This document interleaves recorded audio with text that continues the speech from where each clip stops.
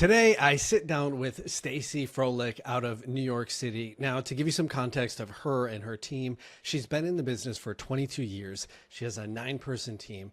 And most impressive piece to me, at least, is at the time of this recording, her team had over $20 million in open contracts. So what we discussed and chat about in this episode today is how she's been able to shape her team around her, reposition herself, and really enable herself to do more of the activities within the job that she enjoys the most. Very cool conversation. And as always, I'm your host and referral partner out of San Francisco, Shawn Kunkler. Thanks for joining me. I'm excited to have you. Thank you. I'm excited to be here. Here, we'll start it like this. I haven't done this one in a while. In a couple sentences, who are you and what do you do? I'm Stacey Froelich. I live in New York City. I'm a love of Manhattan. I'm so grateful to live here, to work here, to raise my children here. And I am a proud real estate agent in Manhattan.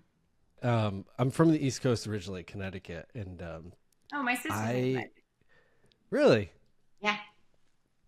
I have actually 2 sisters in Connecticut as my mom. But I love and I miss the straight shooters and the sarcasm a lot. Living Nothing in better California. than an East Coaster. I know you can just, there's just like a I've never level of lived like, anywhere else unless you consider college, which I don't because I don't feel like we're real people in college. I went to University of Florida, go Gators. But like I was like half a person, right? So as an adult, I've never lived anywhere else but New York City. And so I'm always jealous of people who have lived other places only because people always say that people are so different everywhere. And I just don't have any context for that, you know? not only are they different, they drive radically different in different, Well, like, yeah, it's I weird. don't want to know about it because, that's, I know you that's guys don't why I even live need in cars New there. York It's City. amazing. I have a car and I drive and I'm a good driver. Well, I'm actually super curious of you and your business and your trajectory. You've been in the business for 22 years, but something really fascinating you said right before we started recording, and I would love to talk about that. Is it took you about 13 years in the business until something clicked and you realized you're running a business. Let's unpack that. Yeah, it wasn't even that something clicked. It was that someone like approached me to ask me about my business plan. So I was with a company for about 13 years. And then in 2014, I joined Compass. And when I joined Compass, it was very early on, one of the very first agents to join. And one of the leadership team came to me and said, "Oh, well, welcome, and like you have such a great business, and so let's talk about your business plan." And I was like, "Huh?" You know? And he's like, "Your business plan." I was like, "I don't have a business plan. I don't even know what you're talking about." And he's like, "Well, you have a lot of deals and a lot of transactions and a lot of volume. How are you doing that?" And I was like, the phone rings and I do the very, very best job I can. And then they refer me. And he's like, "So you don't do anything else?" I'm like, "Not really." So he's like, "Oh, we can work with this." So the reality was, it was like he like shined a mirror that there was so much more I could be doing to grow the business and to think about the Mm. business as a business instead of just being like very reactionary, which is what I was. It was Hmm. completely reactionary. I always cared about my clients. I always stayed in touch with my clients. That was always like just natural. I never actually thought Hmm. about the reason behind it other than I cared about them as people and as clients. But when I really was told that this is a business and there's so much more we can do to build it, it was like the light went on. And I think the first year I went to Compass, I almost doubled my business, um, because it was like, okay, well, we could be doing this, and we could be doing this, and we could be thinking about marketing, we can be thinking about expenses, we can be thinking about the team, and really, I wish that someone had helped me in that regard earlier. But I always Hmm. know, I always say, you don't know what you don't know, right? So that's when I started coaching. I hired a coach and really, really started to run a business. And we're still working on it, right? Like it's never perfect. Um, but I really do think about it now as a business. And I think that changes everything. And it's my best advice for newer agents. It's like start earlier in thinking about this as a career and a business that you're running. Yeah, I think that it's interesting, that mindset of when you think about something longer term, like what's this going to look like in a year is very different than what's this going to look like in 20 years. And you're like, wow, I would completely shape it this way, or I would really focus on reputation and relationships because that's the That's how you build a business, longevity. right? Yeah, It's very ultimately hard it's to do when you're in the business, right? Like I always say, so hard. working on the business is much more challenging when you're working in the business, right? You're Yeah. handling all the challenges and all the things and putting out all the fires and solving all the problems every day, right? So it's hard to have some time in your head to just like sit down and think about the actual business, but it's essential if you want longevity, and it's not just a job, and it really is a career. Yeah, and it's interesting. So many little things you just said and all that are so incredibly important. There's like you just left a thousand nuggets in that little wake, and I hope people Oh, so we unpack have them. plenty to talk But about. we totally do. I mean, if in 13 years the following year you nearly double your business, that's amazing unto itself just by having a plan, right? Plan. It's what's the there's a quote, something to the effect of if you don't have a plan, you're destined to failure. It's like if you don't know where you're going, how do you know when you actually How to arrive, get there, or if right? you're off course or on course or anything in between?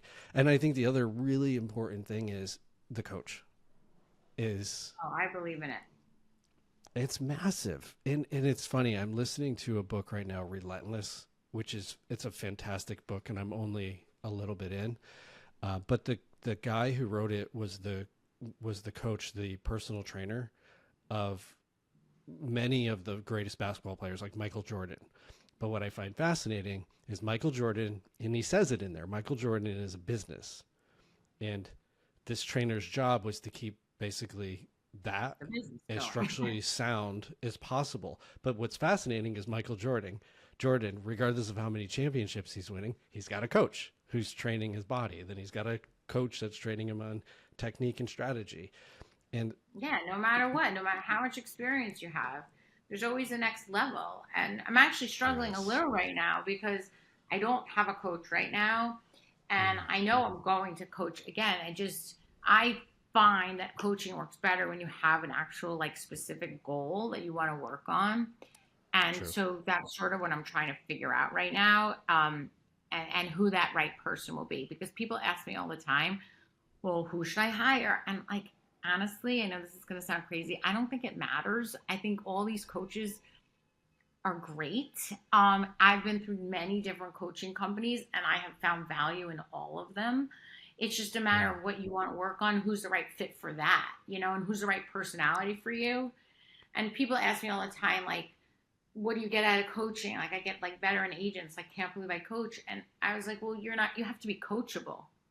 Like, it doesn't it's true. make sense to hire a coach if you're not going to implement and be willing to change. And so I actually think that's one of the things that has made me successful over the last 22 years is like I'm Yeah. always seeking out how to do things differently or better or learning from others. I don't think I know it all. And I hope that continues because so much has changed since I started, right? So if you don't adapt, you're dead, right? So it's one of the things I'm proud of is that I've been able to adapt and to change and to learn new technologies and to implement. I'm a big implementer. Mm. That's really the most important part. And I do see this struggle. I see it within myself, but I see it within our community because we're very headstrong and we take a lot on our shoulders and on our plates and we're like, I can do it. And we try to be amazing in each category of the business. And then when it comes to coaching, you're like, I don't need that. I got this. But it's hard to put down that guard and say, yeah, actually, I'm not good in this area. And I just really need a fresh set of eyes. But it also gives you, I found with coaching, it's a level of therapy, but to your point earlier, it's like we're constantly working on things. It's like this client, this project, this prepping, this, doing that. And even just sometimes having a conversation with a coach without a trajectory, you're getting to reflect. And then you're like, the light bulb goes off and you're like, oh yeah, I haven't been watching my budgets. Right. And I think there are times to take a break, like, because if you know you're not in a place that you're going to implement, then it's a waste. But you know, I see it with my team too. Sometimes, like, they'll be dealing with an agent who's, you know, they don't like on the other side, and they're complaining, and sometimes we all do that. But I also try and think, oh, well, what can we learn from this situation? And they're like less likely to take that route without me pushing them to do that. And I think that's because I've been in so much coaching. Like, it's like, okay, yes, they did that, but like, what could we have done differently if we didn't want that response? Or, oh, well, maybe they did something right, and we can look at that. So in any situation, I'm just trying to see how we can do it better. It's interesting. Our brains have, it's a RAS, the reticulating activating system in our brains. It's like that thing where, let's say you get a brand new red car, and then you're driving it home off the lot, and all of a sudden you notice all the red cars on the road. Yeah. It's because that part of your brain was triggered. And so one thing I learned decades ago in sales is, after a sales presentation, is ask yourself 2 questions. And they're both positive. What did I do really well that worked, that I'll do again? And what can I do better the next time around? And so it's positive. Whereas if you say to yourself, don't do that again, don't do that again, it's negative. And then your brain goes, do that again. And so you wind up doing the thing you didn't want to do. So interesting. I want to use that.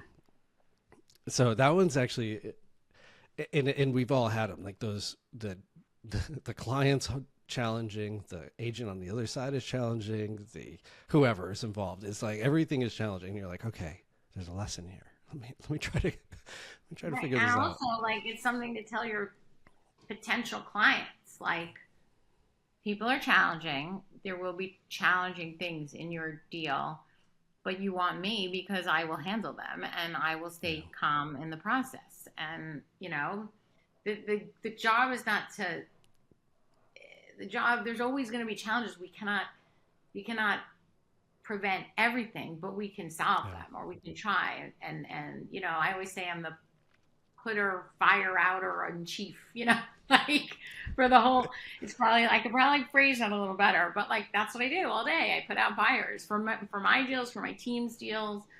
And that's what we do, but we have to stay calm, like, in the process, or else this job is not possible, because if there's so much emotion in it, and if you can't, it's a roller coaster. If you can't level it out, then you can't do this for very long. I mean, to have 22 years of longevity, you have to approach this very different. And you know, it's like, and it's a process. It's not like that happens. It is total. It's process, reflection, it's maturity. But I think what's really important with your fire analogy is identify the fire for how it is, not bigger than it is, not smaller than it is, but just how is it? Is it a match, or is it a house burning down? And don't make it bigger than it is, right? Don't make it bigger. Just like, to your point, like, you can share information that's factual and fully disclosed without being inflammatory. And all about how you obviously, you don't need everybody freaking out over a match that can very easily be extinguished. So true. And I also think some of what I see in certain agents is that they don't respect the brokerage community. And I have built this career on viewing my fellow agents as my partners. Yes, sometimes we're competing, but that's just not how I view them. And like, you can negotiate a great deal for your client and always have their best interest at heart without Mm. being disgusting to the other side, right? Like, because we are in this. And like, I mean, we just got a deal 2 days ago because we had a relationship with the other broker and they knew we were going to get to the closing table. They had a higher offer, but they were like, this team's going to get us to the closing table. And so Yeah. the relationships and the way you treat people is just so important to your career. And I think people just sometimes, agents sometimes think I have to treat my clients right, but I don't care about a cooperating agent. And that's just not how I feel or how I grew this business. I'm on the same page. I've been blessed with so many amazing opportunities for my clients because I had a relationship with the agent on the other side. And to your point, the amount of the frequency in which we compete with other agents and actually know who they are is very low. Like if you're submitting an offer and there's 8 other offers, you have no idea who the 7 other people you're actually competing with. And so if nothing else, you're just trying to make your client outshine in front of that agent. And part of that, to your point, is them trusting that you will actually get this to the closing table. And then the other part is my client, did I fully vet them and can I talk so highly of them for this agent so they convey that to the seller to get them there? And so, yeah, I mean, I completely agree. I think people look at not all agents, but a small handful. They look at the listing agent or the I have buyers. to do this. I have to be Yeah. aggressive. I'm doing a deal right now with this agent, and she's so aggressive for no reason. It didn't get her a better deal. It hasn't worked. It's no reason. I don't even think she realizes it, but like, it's just, there's no reason. It just makes me not want to do another deal with you. Not that it's in my control, but there's just no reason for it. There's a mindset, there's a mindset of treating people with respect, even when they're on the other side.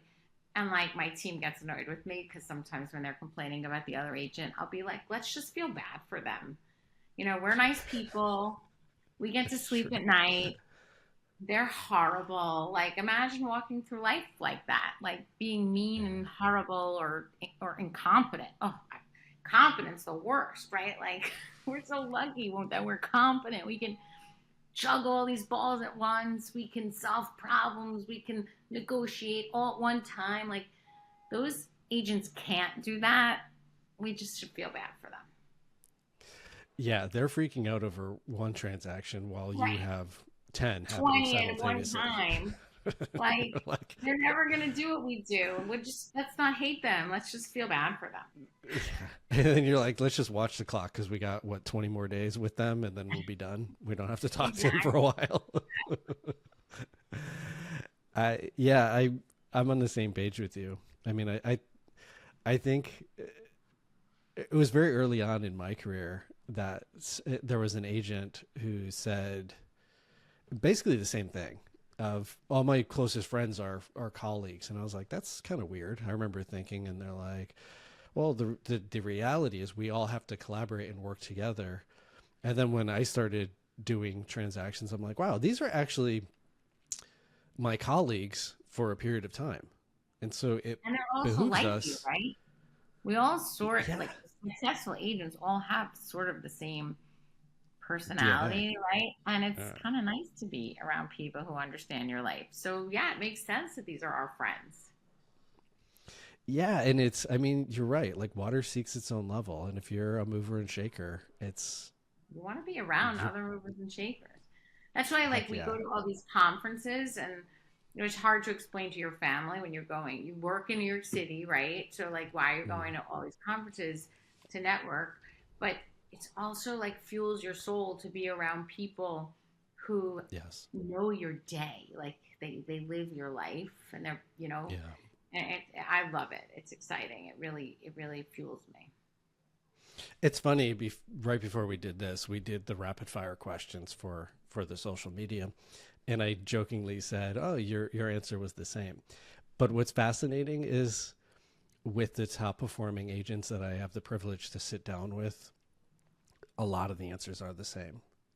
Right, because we're all the same. But yes, like success leaves clues, and people have similar mindsets and drives, and they like similar philosophies. I would say that's actually the number one thing with doing this that I have been the absolute most blown away with. And equally, proportionally, the people who are struggling and haven't gotten over the hurdle, they're doing all the same things as the other people who are equally struggling. So true.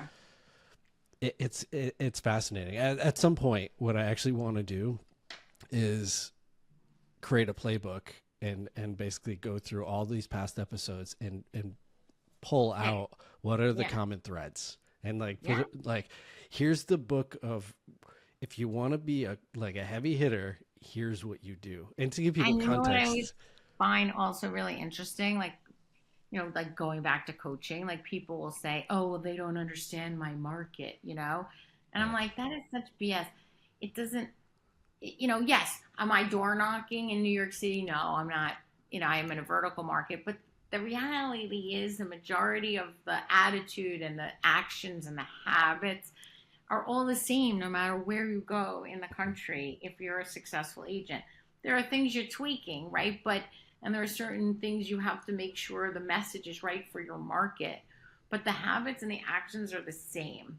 So I always hate when people say that. Oh, they don't understand my market. Like, no, it's not about your market.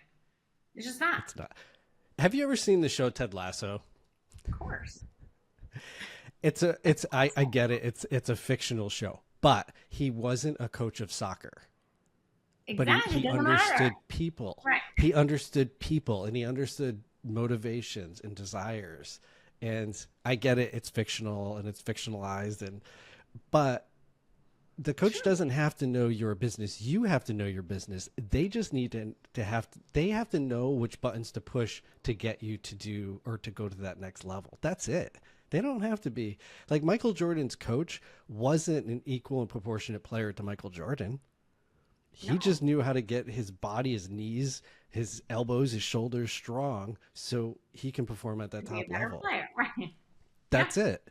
Yeah, it's funny. I've heard that too. Oh, this doesn't work.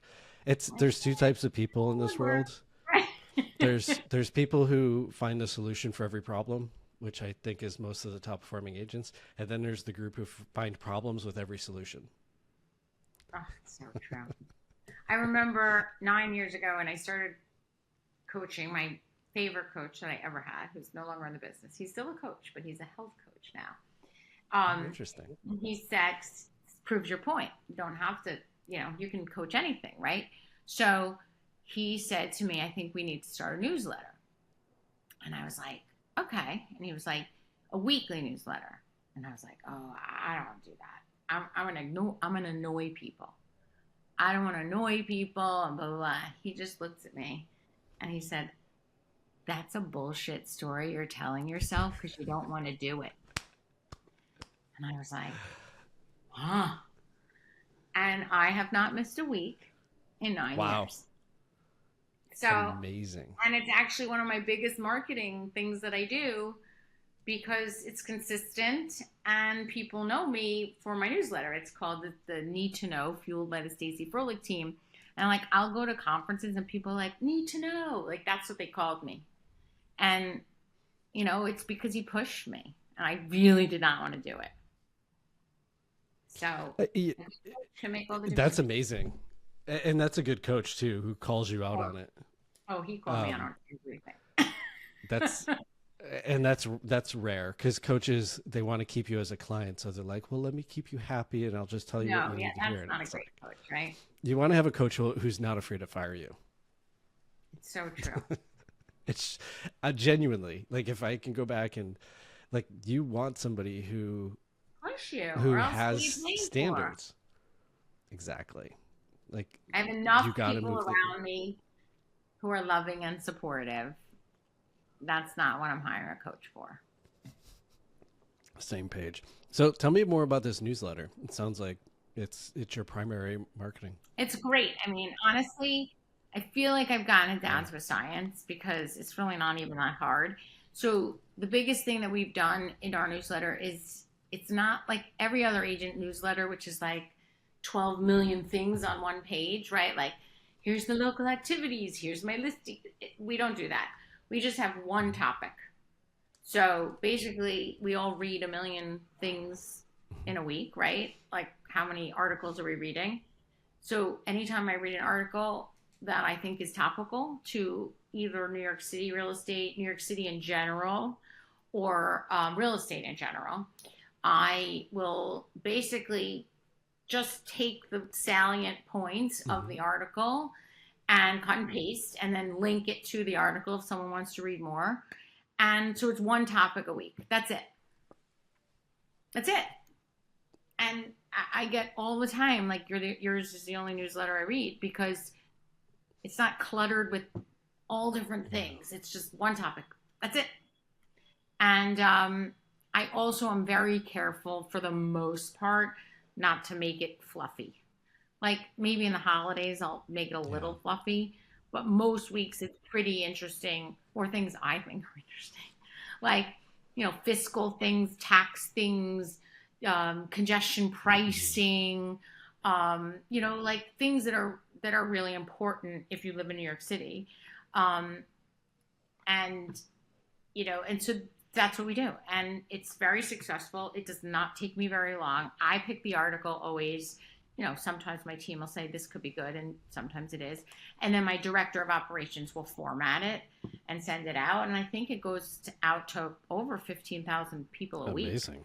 And then what we also do, which I think is really nice for the team, is we just recreate it for the team. So my director of ops will literally just take my picture and put the team member's picture and send it out to their sphere and their people. So everyone, if you're on my team, you got a need to know newsletter out to your sphere every week. Amazing.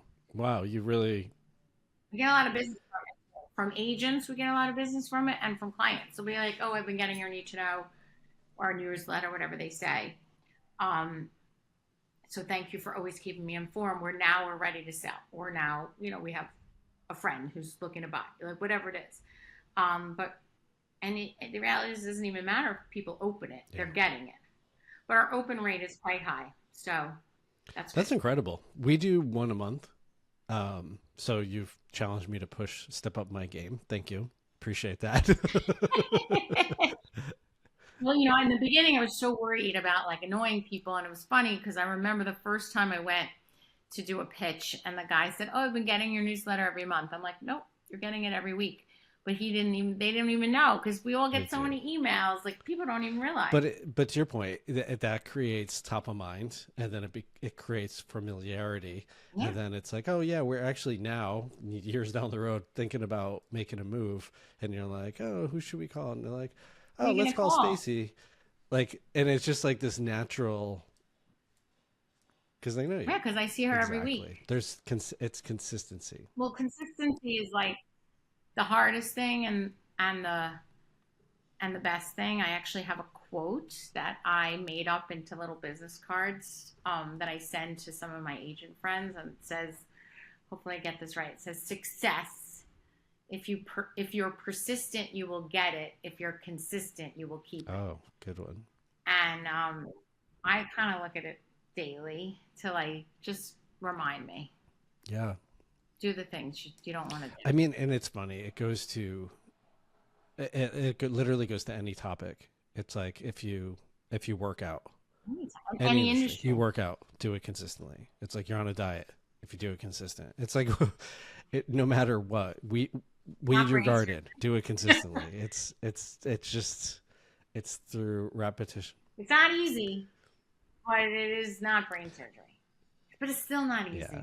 No, I mean, once a week is challenging, but I do think, it's, if you make up your mind, you decide, like you really just decide, I'm going to do this, and then you choose a duration. Like, I always, when I do something, especially for the business, I always decide to do a test for 1 year.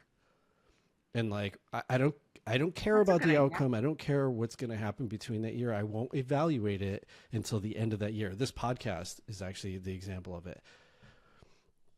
I decided to do it for 1 year. I set a budget aside. And then at the end of the year, I was like, I will evaluate if I should continue doing this. And I mean, even getting into it today, we had technical difficulties and there's always trials and tribulations. But then through doing it, it's created all these amazing opportunities by just being consistent. I have a consistent recording schedule. I have a consistent release date. But to your point, it comes back to consistency, and it's so often overlooked. It is. And again, like I say it all the time, like I never want people, like I talk on panels Yeah. a lot. Like I'm always careful to try and tell people that we don't make it look easy, especially social media. Like that's my problem with social media really is it we all make it look so easy. It is not Yeah. easy. I have sleepless nights. I worry. You know, people my team's always like, when do I stop worrying? I'm like, Never. never. Like you never do.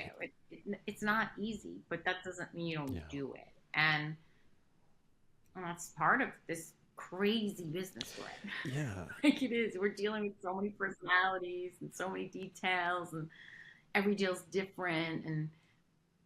And but if you're consistent, you Well, can handle it. and it's fascinating, but there's even a consistency of mindset.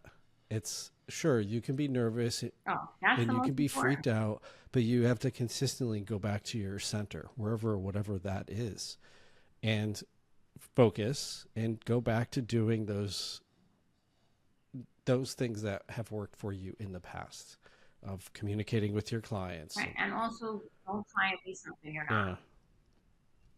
You know, I was referred a piece of business a few years ago, and it was not in my wheelhouse. Right. It was a big apartment. It was a luxury apartment, and it was really something I hadn't done really in that range before.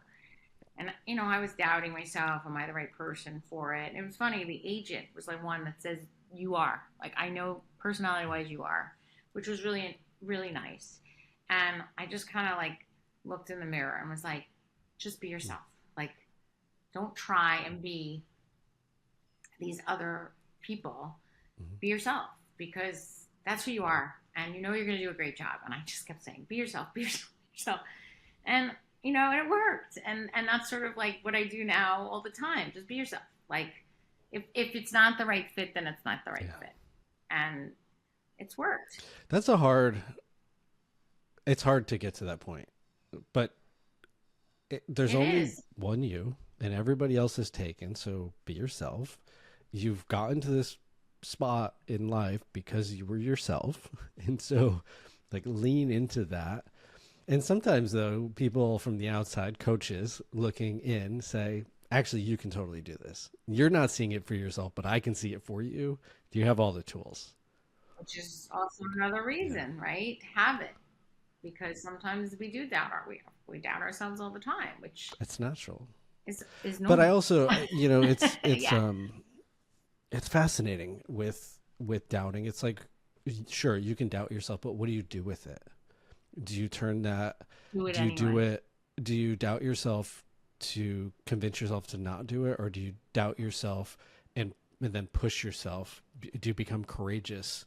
Maybe that's another thing for the book that like the successful people do it anyway.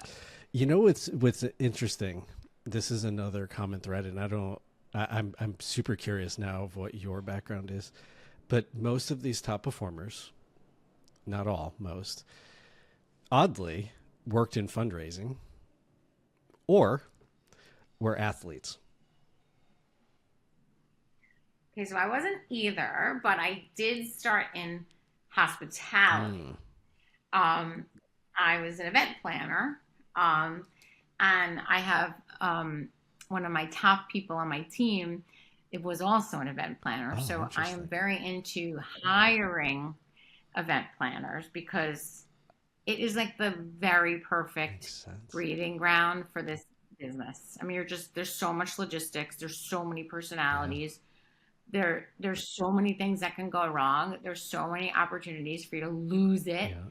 but you can't. And so I believe, and I give this advice to people all the time, like if you're looking to hire an agent, hospitality. That absolutely makes sense, especially with specifically with event planners, because you have clients, Yeah. you have a big day, whatever that may be. You have all Nothing's the same. No day is yeah, the same. no venues, no people, nothing. That totally makes sense. No, it's All right, perfect. I'll add that to the It's list. perfect. I'm adding that to the list. And your next agent is an event planner. Fascinating. I never. It's funny until you brought that up. I've never thought about it, but you're right. It's 100%. We as agents, we're just hosting events. We're event we're planners. we're we're event planners with a different title. That's it.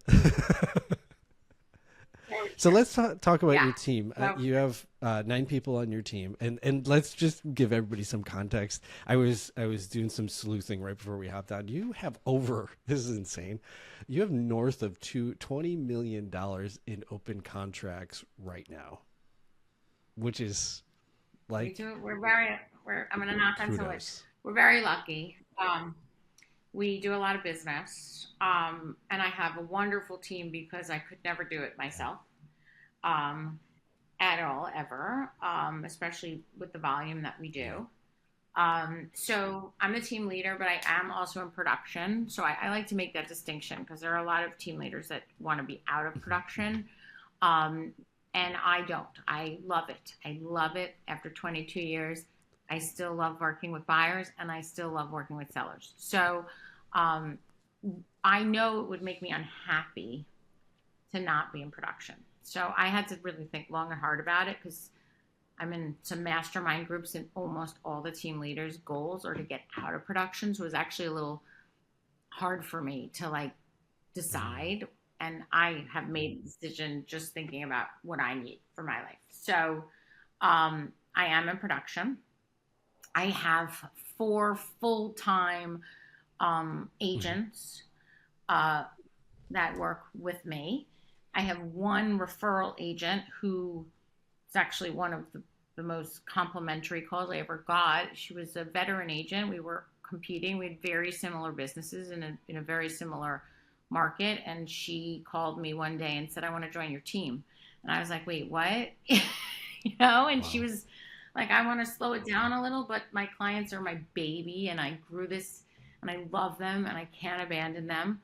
But I also don't want to work like I was. So you're the person I think works just like me, and I know you'll take great care of them. And I would say she's like a gift. And it's also nice because she's the person I can call if I need advice, because she did it longer than me. She's done it Yeah. longer than me and more. So that is a wonderful gift. And I do recommend to agents to try and find retiring or semi-retiring agents to join your team because I think it's a way for them to keep something that they built, but also slow it down. So, and then I have a director of operations, and then I have a part-time director of marketing. I think that's actually 8. Interesting. That's small but mighty. Yeah, It's not like a it's huge team. what we've had more in the past, and I have realized that this is the perfect number for Yeah. me. Because I am pretty hands-on with them, and I want to give them my attention, and I take the responsibility of being a team leader. Very, if they're choosing to work with my team, like I have to provide value, Yeah. right? Like there's a lot of team leaders that are just like, I'll make money off of you and come work under me and give them nothing, and that's not that's not our team. Like our team is a real team. I'm their team leader. And I want to be there for them. So it's a lot of time, Yeah. a lot of time, but that's what they deserve if they're going to work on our team. So it's a wonderful team of people. It has not always been a wonderful team of people. There's been a lot of different people throughout the years. It took me a very long time to figure it out. It happens to be one of my biggest struggles I've ever had, and one of my lowest points in my career was when the team wasn't working well together. But it's also the thing I'm most proud of because we turned it around. I love that. Yeah, I mean, working with people, regardless of the industry, it's It's interesting. People process information differently, yes. which I never really understood. Like, you can tell me anything, I'm just gonna hear the way you say it, and I'm gonna be fine. But not everyone's like that, you know. And so you have to know, you have to like really know people. And I hired a coach, just so you know. So I at one point said, I hate managing. I don't want to manage. I hate managing. I love to sell, but I did need a team because I have all this volume. So I had to make a decision. Do I want to sell less, or do I want to be a better manager? And I decided I want to be a better manager. I hired a coach. I said, this is for 1 year. This is our goal, to help me be a better manager. And I invested in myself, made a lot of changes on the team, some of which were not easy. And a couple of years later, we're in the best place we've ever been. That's amazing. Yeah, sometimes those hard decisions early on, I cried for a lot of yeah. a lot of nights I cried. But we made it. It's earlier in this year, I had a few months that were very, very, very difficult. And then I had to it got to a point where I had to make a decision, and it's amazing, but it wasn't right away. But I feel, reflecting on it, so relieved that I wound up making the decision that I did. But similar to what you were sharing about the newsletter, the stories I made up about it never even came to fruition. And I just, like, once I made the decision, it was like a breath of fresh air. And which generally happens. yeah. And to rewind, I think it's actually really cool that you were able to reflect and figure out, I actually want to stay in production. I really enjoy this piece. I don't want to lose that while I gain this other thing. And I do. It's funny, I think, with our industry, that there's a lot of pressure for individual agents to either join or build a team. Or if you're doing a certain level of production, that it's like, you have to build a team. And it's like, decide, is that your DNA? Like, do you love that? And then do you want more? And what do you, and I think, to even go back to the earliest part of this conversation of working in the business and on the business, is really having those conversations with yourself. Like, what do I want? Like, do I want to lead these people? Do I want to stay in production? Do I want to get out of production? Do I want to do this remote? Like, what do I actually want to do? And I think we just get caught up in doing that. We forget to lift our heads up and even just ask, like, am I happy? Is this bringing me joy? And also, I think there's also a lot of pressure because you're always looking. What are they doing? What are they doing? You know, what are they doing? And there's a lot of pressure. And people ask me all the time, like, what's the best way to structure a team? I'm like, there is no best way. Like, there's so many different ways. Like, and it all works. Yeah. It's not about what's the best way. It's about, you know, what's the best way for you and your business. We all have such different businesses. It's like, what's the best way to close a sale? And you're like, I don't know. I can give you the checklist, but I can't tell you what the other side's going to do. Right. Exactly. So, you know, it's been an evolution though. Again, like I always go back and say, like, I just don't want people to think that these were easy decisions or this happened overnight. I mean, I've been doing this for 22 years. It's been a true evolution of figuring it out, and I'm still not perfectly there, and I still struggle. Like, when a piece of business comes in, I struggle. Like, should I handle it? Even sometimes I always want to handle it. Come on, I always want to handle it. But like, or should I give it out to the team, and who on the team is the best fit? And but they got the last piece of business. Will it be fair? And then I have the conversation with myself. It's not about fair. It's about who the best fit is for the client. So these are constant conversations that happen with every piece of business, you know, and I want to be generous, but I also want to feed my family. And I always say my children like to eat, you know, so, you know, so these are daily struggles. Thankfully, I have some really great people on my team who I can bounce things off of when I'm struggling, and they'll hear me. But it's never easy. You're right. It's just never easy. It's never a straight line from A to Z. It's not. But Stacey, I always want to make people happy.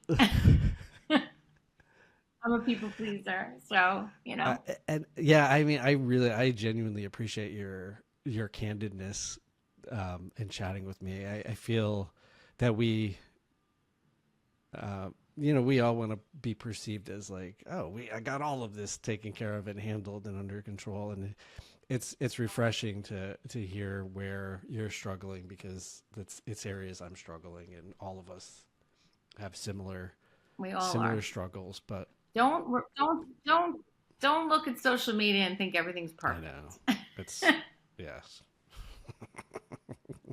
What did you say? It's the bane of my existence. No, I think I said a Oh, that's necessary what it was. evil. Maybe I said it's the bane of my Necessary existence. evil. Maybe you're. I get it. I could have said that just as easily. Uh, Sta- for Thank sure. you. I genuinely appreciate your time today, and just your candidness in sharing your trajectory. It is my pleasure. Thank you very much for including me.